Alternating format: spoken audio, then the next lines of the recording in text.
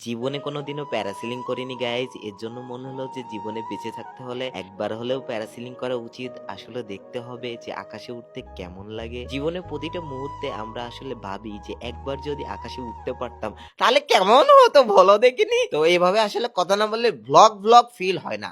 এখন দেখি যে আমাদের ফোনটা থাকে কি থাকে না নাকি।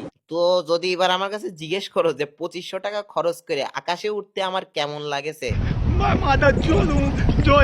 প্রথমে প্যারাসিলিং করার সময় আমাকে বলে যে ফোন নিয়ে উপরে উঠলে আপনার নিজের দায়িত্ব, ফোন মন পড়ে গেলে কিন্তু আমাদের কোনো দায়িত্ব মাত্র নাই ভাই।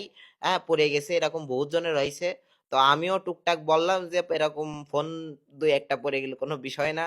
আসলে আমি যখন উপরে উঠি ভাই, তখন ফোন একদম শক্ত করে ধরে রাখছি। যদিও এর তেমন একটা ভয় আসলে লাগে না যখন উপরে উঠতেছিলাম।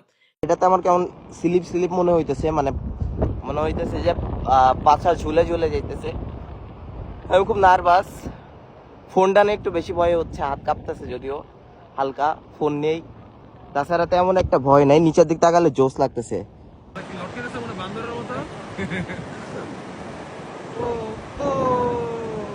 পাবি যাবে কই পানিতে বলে। ও ভাই ভাই